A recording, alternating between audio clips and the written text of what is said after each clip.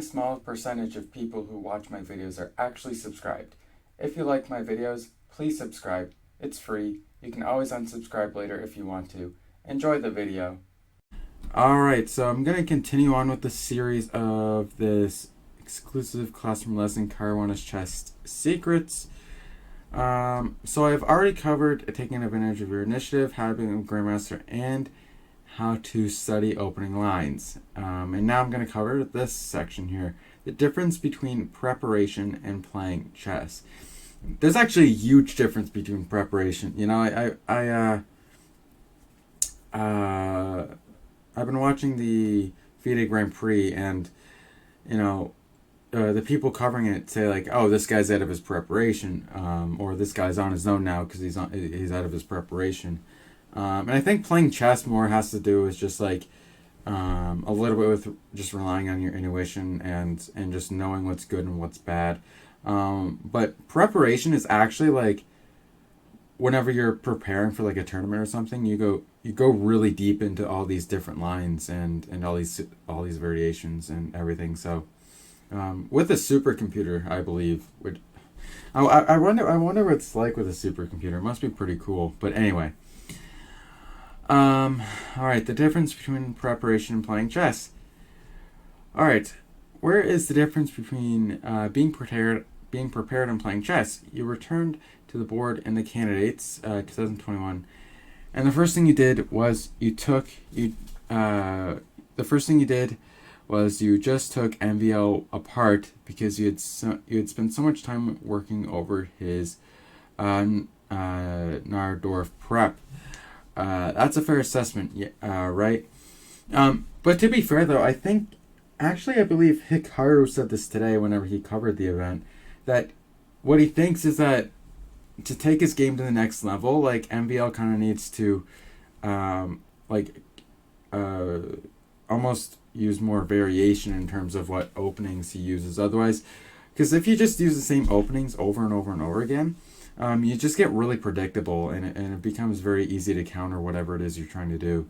I remember that Hikaru, he told a story how he kept playing, like back in the earlier days, he kept playing this one opening against Fabiano, and eventually he just caught on, and he just kept on blowing Hikaru off the board just because he was prepared for that one opening that Hikaru kept playing. So varying your opening repertoires is very important. Anyway, so Caruana says, yeah, that's fair for that game, sure. And then when you returned to, I think it was the FIDE Grand Swiss, where you had a game against Maxime Chigev, I think that's how you pronounce it. You just again went full automatic, and it almost seemed like you were talking to him to the exact line in preparation.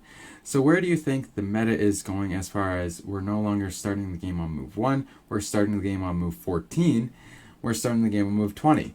We're out of book like now as supposed to say all the way on the line, and how do we as aspiring players sort of keep ourselves from falling into the trap of being over prepared when we should just be trying to figure out don't blunder a piece? That's something that I ask myself a lot, like, if I move my piece here, does this blunder?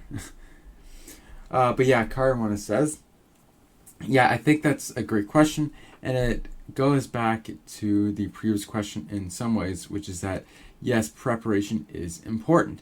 At certain levels, it's super important, and we know that players who play the World Championship, we saw last World Championship, they come with a ton of ideas in the opening because they want to be sure, or they want to be the one who to get the first surprise in, and they're just trying to increase their edge.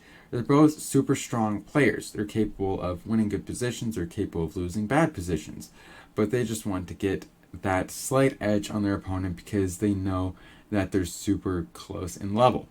And that's correct, what he says. And here's the thing though, like at the very top level, like if you have a slight advantage and you just keep on pressing that slight advantage the entire game, it's very it's oftentimes very challenging for your opponent to respond in a way that would kind of counter that advantage you have. If all you're doing the entire game is just playing really good moves and countering, or playing good moves, countering what your opponent's trying to do, and trying to press on your advantage the entire game.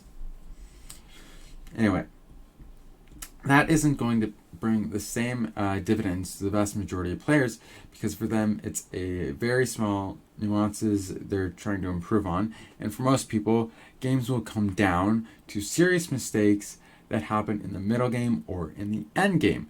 And they might not necessarily be blunders. It could be, of course, that you hang a piece. It doesn't matter how many good moves you made in the opening or in the entire game, because one mistake can entirely spoil it. By the way, that's why a lot of people hate chess. Like, you can play 40 moves. Like, you can play 40 moves that are considered the best move on the board, and then blunder on move 41, and you just lose the game.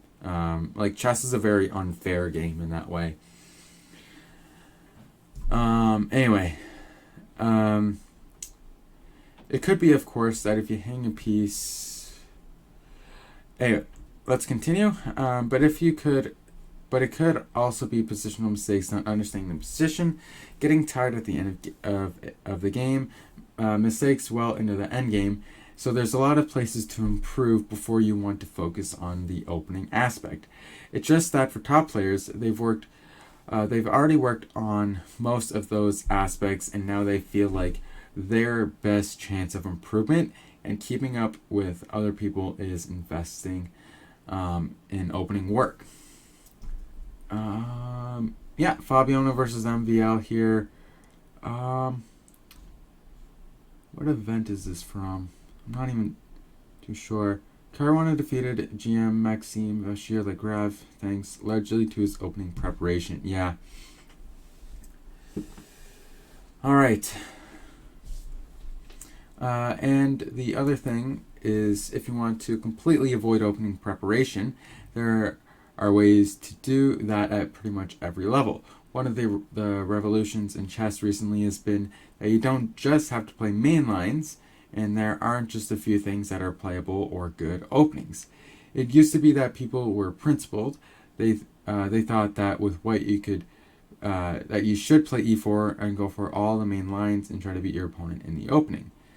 And I know, just from speaking to players who were at their peak in the 90s or earlier than that, that basically felt like your opponent plays e4 and there's almost nowhere to run to as black. And things have changed massively. Computers have taught us that pretty much anything is playable in the opening. You can play e4, that's a legitimate way, and all the main lines, or you can play knight f3 and b3, and that's just as legitimate as an approach. And that's just a stylistic difference. If you want to go for direct lines and try to put pressure on your opponent, try to take advantage of his lack of knowledge or her lack of knowledge potentially in the openings, and try to get as big of an advantage as possible, you can do that. That's one approach. Or if you want to play more of a system like the London, like d4, knight f3, b3, d4, knight f3, g3, you can do that too. It's just a different approach. I wonder if this picture here was actually from the same event as this, potentially. And again, another great photo by the one and only Maria Emelianova. So the best advice I can give is just to know whatever system you play and know it well. To know it well rather than to think everyone's playing the Berlin or the Marshall. So that's the right opening to play, which is obviously a very, very good point to bring up. I don't think that's the case anymore. I think you can play the Marshall successfully, or the Berlin successfully, or the Taimanov successfully. All these openings are inherently playable. Not just from a subjective point of view, like I know it well, my opponent doesn't know it well, and I'll have a leg up on him. That's important, but also from an objective point of view. We found out that a lot of things which were previously considered dubious or unplayable are actually fully legitimate openings. And that's the thing, right? Like, before computers kind of almost took over in a way, you know, players kind of stuck to what was known to be really good. And also before computers, it was a lot easier to come up with kind of creative ideas. But now with computers, like the computers are like what 3200, 3400, some ridiculous rating. So they know everything. So it's a lot more challenging to come up with like unique and different ideas and everything. So chess has actually been enriched a lot, and how computers taught us that you can approach the game from the opening to the middle game in a huge variety of ways. It's not like people used to think that there's a certain few openings that are good and you should play those. People realize you can basically play anything. You can look at the tournament going on now, the FIDE Grand Prix, and see every game has a different opening. One game is a French, like today, Bacroix played the French against one only Caruana and got a good position at the opening. There's Catalans. I think it's a testament to the richness of chess that people can approach the game in any way and it works out fine. For sure, it's kind of like everything's playable until you don't know how to play it. Fair enough. You can see a picture of here Fabiano looking at the position, thinking about what he wants to play next. Then Caruana adds, yes, if you don't know how to play something, whether it's a great opening or even like there are still dubious openings, but if you don't know how to play against them, they're still going to be super tough to face. I know that from personal experience. You play against a guy who's playing the Alekhine, yes, that's how I pronounce it, the Alekhine, and you think, well, we know that this is not the best opening in the world, but that doesn't mean it's easy at all. And if you look at Magnus, he's played dubious openings with success because he tries to learn something about them. He tries to find out where people tend to make mistakes, and it's a subjectively playable approach as well. And here's the thing about Magnus, though, like he can. The thing about Magnus is that he can. It's almost like he can take any position that's like let's say you're playing against Magnus and you know that you have like an edge on him. Like it's possible for him, like just because of the way that his mind works, to find a series of moves where it's like in a few moves it's like, oh wait, now I'm the one who's in a worse position. Like just a few moves ago I was like killing, like it's pretty crazy. It's ridiculous how good Magnus is, honestly. Danny says, yep, it's funny to I think that a lot of the conversation about openings in some ways are dominated below certain levels, partly because I always say it's the thing that people feel the most in control of fixing, and it's the easiest way to jump from one to the other when reality is even at the highest level in the World Chess Championship. Jan Nepomniachtchi did not lose the match to Magnus Carlsen of the opening, right?